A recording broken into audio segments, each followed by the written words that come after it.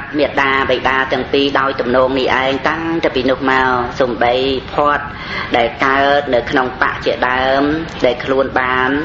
có bán vô mà chun miệt đà bày đà khuôn anh vài người phịch khả cha bán mau có body po cao để mình bán có order mình bán chỉ chăn tê bán sầm puột chăm vào xa có đôi sầm puột dạng na muối có đôi đại chi ở đây cái liệp chế đam ấy năng có vô mà chun miệt đà bày đà vô mà bao cuộn chỉ lụa nơi sầm puột chát chát để miệt đà bày đà sli hơi nắng đó vô mà đề pa ấy chẳng tới sli tự đắp luôn anh chẳng nè nặng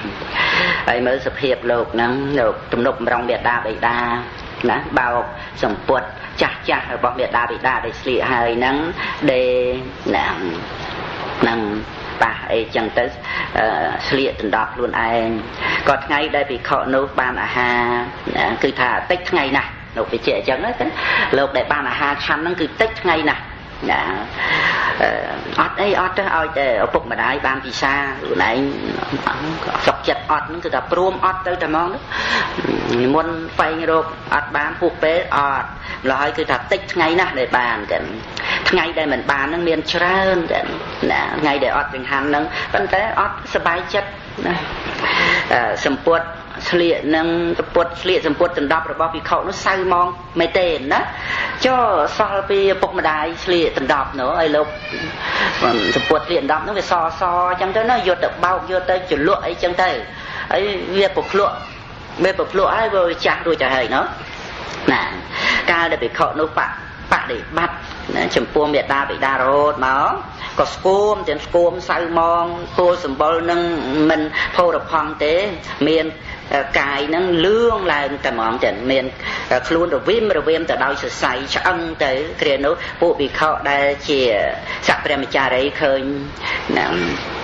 khơi chân mà khơi bị khọ nâng có xua tha nay à và sao vì muốn nó sẽ đầy đạ văn nạ bùa bò là bò lộn khá sạch ná ấy lời nó mấy có scum say mong phiệp phô được phong tới bùa sầm bò cái nó là lướng thành niên luôn rồi viêm từ đau sợ say chia thị cả lại đòn lộn rứ thì khẩu nó có tọp thà nè và sao khi nhầm cả nào ọt miền chữ ấy tê tại miền thủ rẹ miền thủ rẹ nói có bán prap nơi sập hiệp trong óc đồ anh đòi bị khổ nữa có bán pol tha và sao presa đá mìnhประเตียนអនុញ្ញាតដើម្បីញ៉ាំងរបស់គេដែលបានឲ្យដោយសទ្ធាហើយនឹងឲ្យធ្លាក់ចុះអញ្ចឹងទេតែឲ្យដល់ក្រហមណាហ្នឹងវាទៅជាការញ៉ាំងសទ្ធារបស់គេនឹងឲ្យធ្លាក់ចុះហើយក៏លោកនឹងកាន់យករបស់ដែលគេប្រគេនគេឲ្យដោយសទ្ធាហើយយកទៅឲ្យក្រហមធ្វើកិច្ចអញ្ចឹងមិនសមគួរទេវិខនោះបានស្ដាប់ពាក្យរបស់វិខនោះហើយក៏អៀនខ្មាស់ណាអៀនខ្មាស់លោកមិនបានឃ្លាវខ្លាអីដើម្បីនឹងឆ្លើយតបអីទៅទេលោកក៏អៀនខ្មាស់តាមគេអញ្ចឹងទៅនឹងក៏លោកឃើញលោកមិនបំពេញទោះជាថានៅក្នុងសេចក្តីនឹងដែលលោកស្រឡាញ់ឪពុកម្ដាយនឹងយ៉ាងណាដល់លឺវិខដតីប្រាប់មកអញ្ចឹងលោកផ្អាកដែរតែលោកផ្អាកណាលោកបានលះបង់នៅមេត្តាបេតុឧបឋានកិច្ចនឹងចោលណាដោយថាវាមិនបានដិតដល់ណាចឹងណាវិខទាំងអស់នោះណាប៉ុណ្ណឹងនៅអត់ពេញចិត្តទៀតណាអត់ពេញចិត្តដោយហេតុប៉ុណ្ណឹងហើយដែលលោកបានលះបង់មេត្តាបេតុឧបឋានកិច្ចហើយហ្នឹងលោក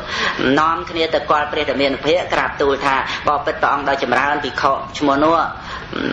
ញ៉ាំងរបស់ដែលគេបានឲ្យដោយសទ្ធាហើយនឹងឲ្យធ្លាក់ចុះហើយទៅចិញ្ចឹមកុហកព្រះបរមសាស្តាត្រាស់ហៅភិក្ខុនោះមកសួរណែភិក្ខុបានឮថាអ្នកបានយកនៅសទ្ធាទេយៈរបស់ដែលគេឲ្យដោយសទ្ធាហ្នឹងទៅចិញ្ចឹមកុហកអញ្ចឹងមែនឬការភិក្ខុនោះក្រាបទូលហើយថាពិតមែនហើយព្រះអង្គដ៏ចម្រើន ហើយព្រះអង្គក៏ពិចារណាណាហើយសរសើរព្រះអង្គទ្រង់សរសើរណាសរសើរក្នុងការដែលធ្វើឲ្យភិក្ខុនោះណាហើយព្រះអង្គក៏ទ្រង់ពិចារណាដើម្បីនឹងប្រកាសចរិយារបស់ព្រះអង្គណាព្រះអង្គទ្រង់ជ្រាបព្រះអង្គពិចារណាដើម្បីសរសើរភិក្ខុនោះព្រះអង្គពិចារណាដើម្បីប្រកាសបុព្វចរិយាការប្រព្រឹត្តរបស់ព្រះអង្គពីជាតិមុននោះ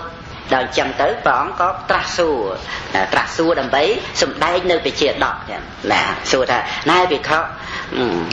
កាលដែលអ្នកចិញ្ចឹមកុហកនោះថែរក្សាកុហកនោះណាតើកុហកនោះជាអ្នកណាអង្គសួរចឹងភិក្ខុនោះក៏ក្រាបទូលថាបបិទ្ធព្រះអង្គដ៏ចម្រើនមេត្តាបិតារបស់ខ្ញុំព្រះអង្គណាហើយព្រះរាមាភិណាដើម្បីនឹងញ៉ាំងនៅឧស្សាហៈវិរិយៈឲ្យកើតឡើងដល់ភិក្ខុនោះព្រះបរមសាស្តាព្រះអង្គក៏ទ្រង់ប្រទានសាធុការ3ដងចឹងណាសាធុហ្នឹងព្រះសម្មាសម្ពុទ្ធព្រះអង្គសាធុដែរណាសាធុ3ដងចឹងហើយក៏ព្រះអង្គត្រាស់ថាណាអ្នកស្ថិតនៅក្នុងផ្លូវដែលតថាគតដើរទៅហើយព្រះអង្គសរសើរអញ្ចឹងណាភិក្ខុឯងហ្នឹងណាស្ថិតនៅក្នុងផ្លូវដែលតថាគតហ្នឹងបានដើរសំបីតថាគតប្រព្រឹត្តនៅបុព្វចរិយាក៏បានទំនុកបំរុងចិញ្ចឹមមេត្តាបិតាភិក្ខុនោះក៏បាននៅការរីករាយសប្បាយចិត្តឡើងវិញចឹងណាការភិក្ខុនោះក្រាបទូលរតនាព្រះរាមាភិដើម្បីឲ្យប្រកាសនៅបុព្វចរិយាព្រះបរមសាស្តាក៏នាំអតីតនិទានមកសម្ដែងចឹងណាមនីភិក្ខុទាំងឡាយក្នុងអតីតកាលដែលមិនឆ្ងាយអំពីក្រុងពារាណសីនេះមានភូមិព្រានទាំងភូមិព្រានណាមកកន្លែងនឹងនៅនឹងណាមាត់ទន្លេគង្គាទាំងហើយមានផ្ទះនាយព្រានណាផ្សេងទៀតនៅតាមមាត់ទន្លេគង្គានឹងតគ្នាចឹងទៅភូមិមួយហ្នឹងមានតកូលប្រមាណជា500តកូលណាហើយនាយនេសាទដែលជាធំណា2នាក់នៅក្នុងភូមិនោះជាសម្លាញ់នឹងគ្នាក្នុងពេលដែលនៅកំឡោះនៅក្មេងហ្នឹងក៏បានសន្យាគ្នាណាហើយបើថាម្ខាងមានធីតាហើយម្ខាងទៀតនឹងមានបុត្រយើងនឹងរៀបមង្គលការដល់ពេលពីពេលឲ្យកូនប្រុសស្រីហ្នឹងលំដាប់នោះក្នុងផ្ទះរបស់នេសាទដែលជាធំនោះនៅនឹងមាត់ទន្លេនឹងដែរហ្នឹងក៏បានកើតកូនប្រុសមកណាមេត្តាបិតាហ្នឹងក៏បានឲ្យឈ្មោះថាទុកូលកុមារដែលព្រោះកុមារនោះដែលញាតិទាំងឡាយទទួលទៅដោយទុកូលភ័ព្វសម្ពុតណាក្នុងគណៈដែលកើតហ្នឹងក្នុងផ្ទះរបស់នេសាទដែលជាធំមួយកន្លែងទៀតមេភូមិណាមេភូមិអ្នកនេសាទនោះមួយកន្លែងទៀតកើតមកកូនស្រីណាអញ្ចឹងទៅមេដាបិតាហ្នឹងក៏ឲ្យឈ្មោះថា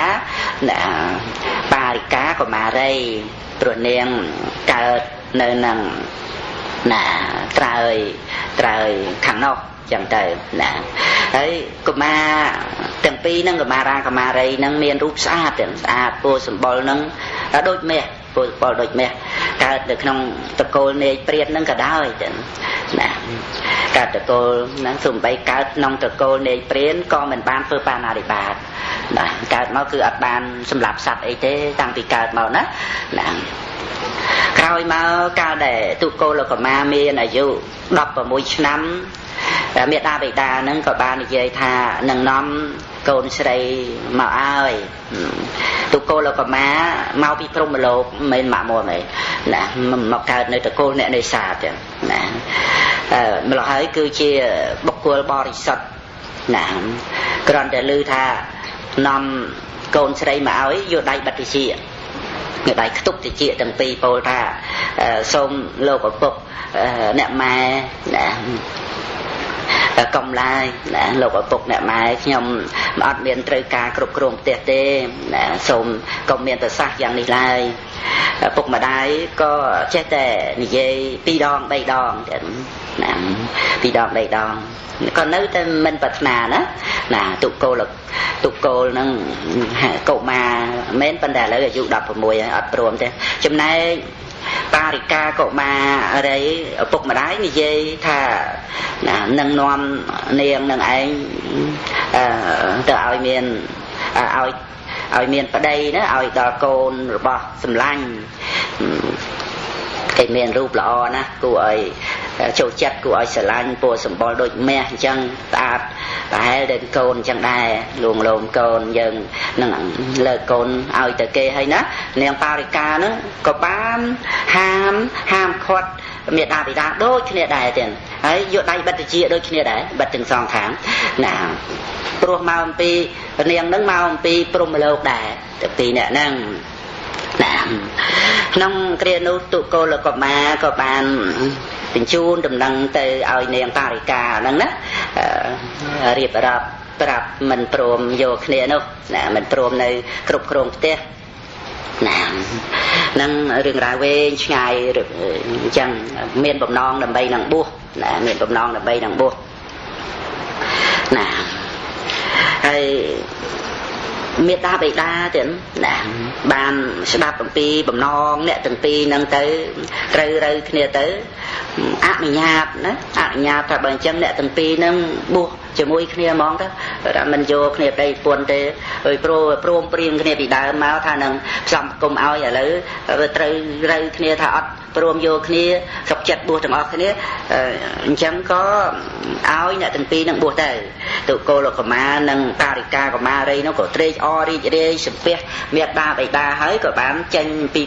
ផ្ទះនឹងទៅកាន់ព្រៃហែមពៀនណា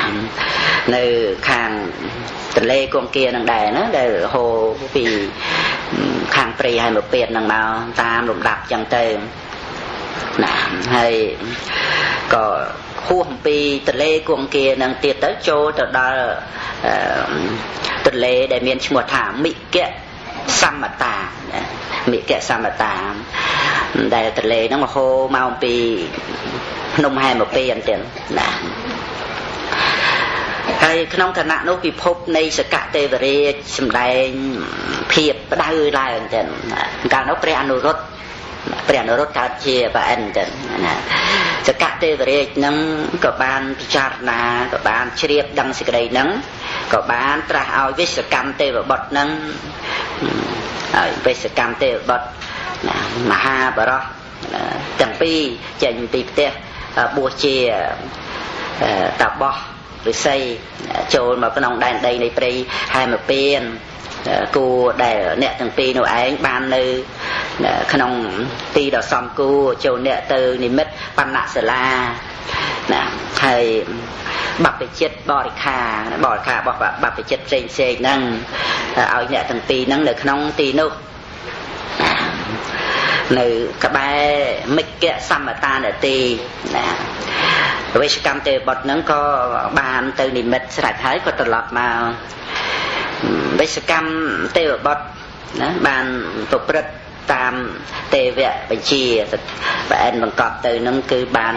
ល្អឥតខ្ចោះហើយមិនត្រឹមតែប៉ុណ្្នឹងទេបានបណ្ដេញពួករឹកអីដែលសាហាវណាផ្សេងហ្នឹងដែលមានសម្លេងមិនជាទីពេញចិត្តអីហ្នឹងឲ្យចេញទៀត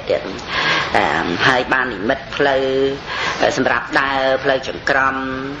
ចឹងទៅអ្នកទាំងពីរនឹងឯងទៅណាហើយបាននៅក្នុងបណ្ណសាលាហ្នឹងឃើញផ្លូវដើរចូលទៅឃើញសាលាហ្នឹងស្រេចក៏នៅតែមានការបួសជាបព្វជិតបរិខាអីផ្សេងណានឹកឃើញហ្នឹងបែរជាប្រអិនប្រទានឲ្យយើងណានឹកឃើញចឹងហើយក៏ដូរខ្លះសម្លៀកបំពាក់ទៀតព្រោះឃើញមានបរិខាសម្រាប់អ្នកបួសណាស្លៀកនៅសម្ពុតសម្បកឈើមានពួរក្រហមអីចឹងទៅមកផ្ទាំងណាហើយដណ្ដប់មកផ្ទាំង ណានៅនឹងទីកន្លែងនឹងបួសជាតាបោះហើយនឹងតាបសិនីនឹងទាំងពីរអង្គហ្នឹងចម្រើនមេត្តាទៀតចម្រើនមេត្តានៅក្នុងភូមិកាមាវចរៈទេណាមិនបានចូលដល់រូបាវចរៈទេអាស្រ័យនៅក្នុងទីនោះហើយពួកសត្វអីផ្សេងហ្នឹងក៏ត្រឡប់ទៅជាមានមេត្តាចិត្តកើតឡើងដោយអានុភាពនៃមេត្តា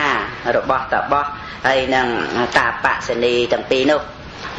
បណ្ដាសត្វទាំងអស់នោះមិនមានសត្វណាបៀតបៀនឡើយទាំងអត់មានសត្វណាមកបៀតបៀនទេហើយវេសកម្មទេវបុត្រហ្នឹងក៏បណ្ដេញសត្វទេយំមិនពិរោះឆ្លងគេកកាអីសត្វ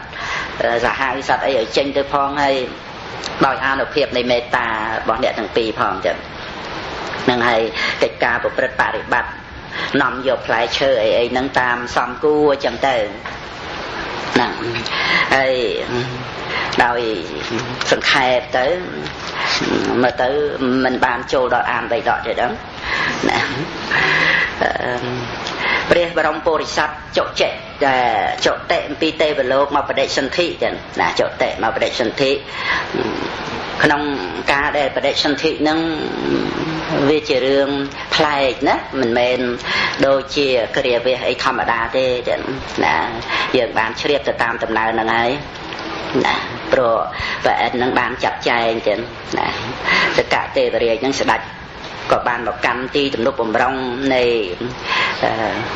ព្រះមុនីទាំងពីរនោះព្រះអង្គទ្រង់ពិចារណាឃើញអន្តរាយតទៅថ្ងៃមុខណាភ្នែករបស់អ្នកទាំងពីរនឹងឯងនឹងខ្វាក់តែពិចារណាឃើញអញ្ចឹងក៏បានចុះអំពី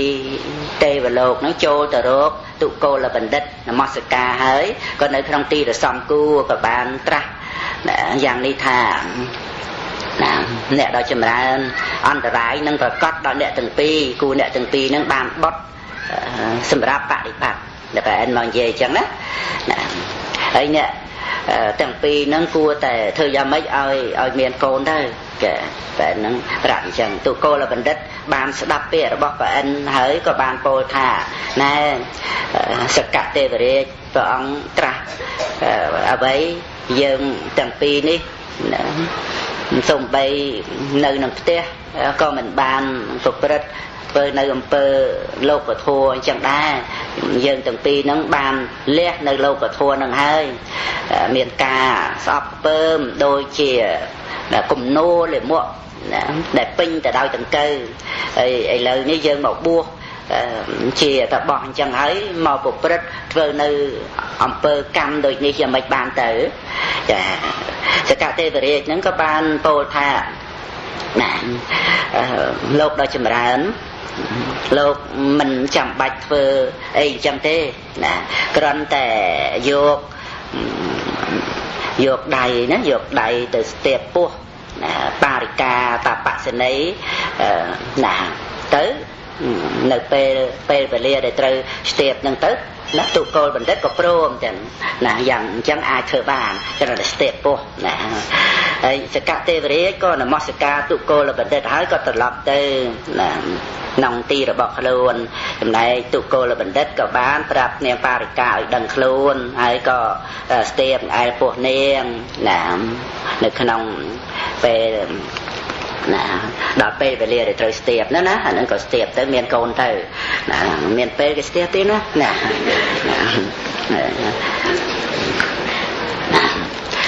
ហ្នឹងហើយដល់ចឹងព្រះបរមពុរិស័ទចុតិមកកើតទាំងបដិសន្ធិនៅក្នុងពោះនាងបារិកាហ្នឹងកន្លងទៅ10ខែដែរ10ខែក៏បានកើតកូនមកមានពោះសម្បុរដូចមាសចឹងប្រសូតបុត្រមកដោយហេតុនោះឯងមេដាបិតាហ្នឹងក៏បានដាក់ឈ្មោះថាសវណ្ណសាមណាវណ្ណសាមណាពេលដែលបារិកាតបសិនីទៅកម្មព្រៃដើម្បីរកផ្លែឈើហ្នឹងនាងកិនរីទាំងឡាយដែលនៅនឹងបរិពតនៅក្នុងភ្នំហ្នឹងក៏បានបំពេញតួនាទីជានាងមេដោះទាំងណាតាបសិនីទាំងពីរស្រង់ទឹកព្រះបរមពុរិស័ទហើយក៏ បន្ទុំនៅក្នុងបណ្ណសាលាហើយក៏នាំគ្នាទៅរកផ្លែឈើតូចធំក្នុងគណៈនោះនាងកិនរីទាំងឡាយក៏បីក៏មកទៅស្រង់ទឹកនៅនឹងជ្រោះភ្នំណាកន្លែងផ្សេងចឹងទៅក៏ឡើងទៅលើកពូលភ្នំទាំងបីព្រះបរមពុទ្ធសាសនាទៅលើពូលភ្នំប្រដាប់ទៅដោយបុព្វជាតិផ្សេងណាហើយមានភ្លៀងហើយមានថ្មមនោសិលាជាដើមដាក់នៅលើផែន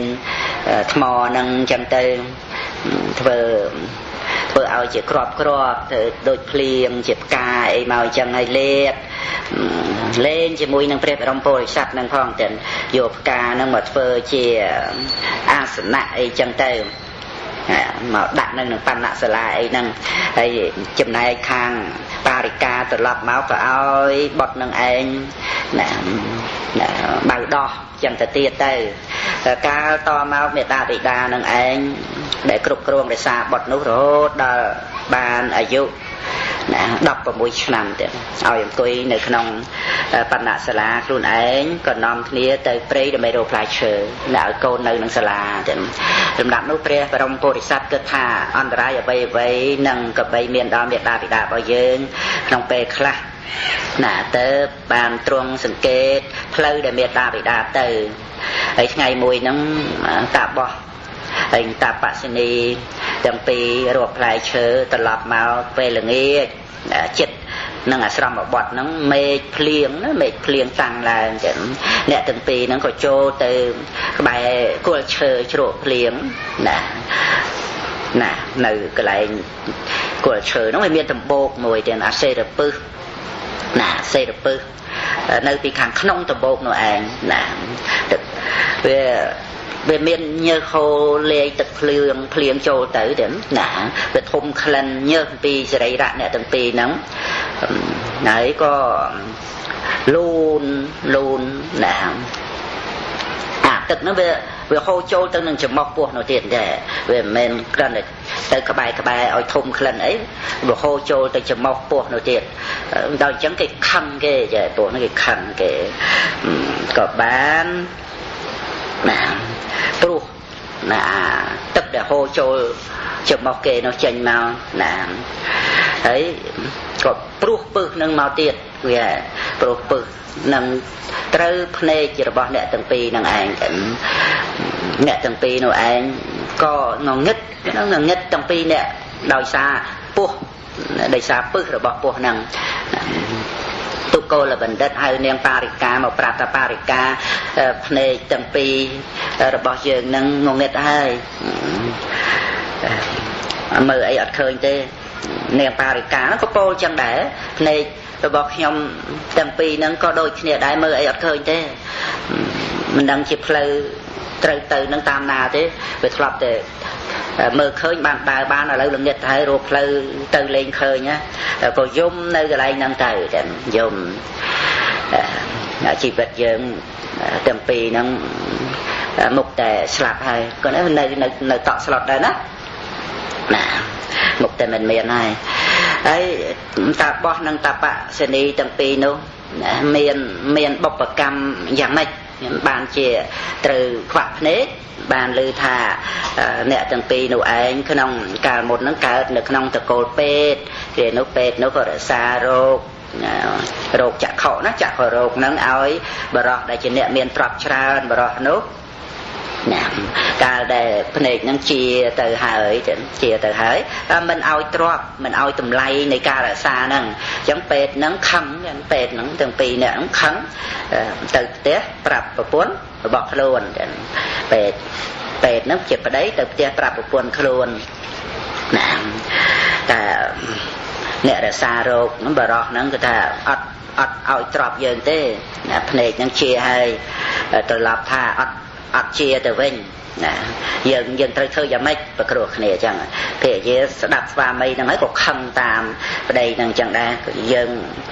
មិនបាច់ត្រូវការទ្រព្យសម្បត្តិរបស់វាទេយើងត្រូវធ្វើថ្នាំដាក់បន្តទៅដាក់បន្តទៅឲ្យវាខ្វាក់បណ្ដោយទៅចាអញ្ចឹងប្តីនោះក៏យល់ស្របតាមប្រពន្ធទៅក៏បានចេញពីផ្ទះទៅរកបរោះនោះទៅ ก็โตថាចាំតាន់ជាដាក់ថ្នាំឲ្យទៀតចឹងតែហើយដាក់ទៅខ្វាក់ទៅណាខ្វាក់ភ្នែកគេទៅរបស់នឹងតាបសិនីទាំងពីរនេះដែលខ្វាក់ភ្នែកហ្នឹងគឺថាដោយបាបកម្មហ្នឹងវាជាប់មានបាបកម្មចឹងមកណាហើយរឿងរ៉ាវហ្នឹងថាមើលដូចឆាប់ដែរប៉ុន្តែឆ្ងាយដែរណាវាដូចច្រើនដែរណារឿងរ៉ាវហ្នឹងពីខាងដើមទៅហើយព្រះបរមពុរិស័ទហ្នឹងចាប់តាំងពីនឹងមកបានបំរើមេដាបិតាចាំផ្លូវដឹងផ្លូវមេដាបិតាទៅផ្លូវណាអីក៏បានទៅរកឃើញចឹងទៅលួងលោមមេដាបិតាសពគ្រប់ដើម្បីនឹងទំនុកបំរុងចឹងទៅណាចឹងឲ្យមេដាបិតាហ្នឹងនៅនឹងកន្លែងហ្នឹងទំនុកបំរុងមេដាបិតាមែនទេចឹងហ្នឹងដែលព្រះបរមពុរិស័ទហ្នឹងមានបំណងដើម្បីលើកយកមកសម្ដែងប្រកាសក្នុងពេលហ្នឹងពីរឿងដំណើរដែលព្រះអង្គបានត្រាស់មកជាពុទ្ធហ្នឹងគឺមានការបំពេញបុណ្យបារមីចម្រើនមេត្តាក្នុងព្រៃហើយចិញ្ចឹមឪពុកម្ដាយអញ្ចឹងណាចាំមែនទេហើយមានមេត្តាចិត្តជាមួយសត្វទៀតណា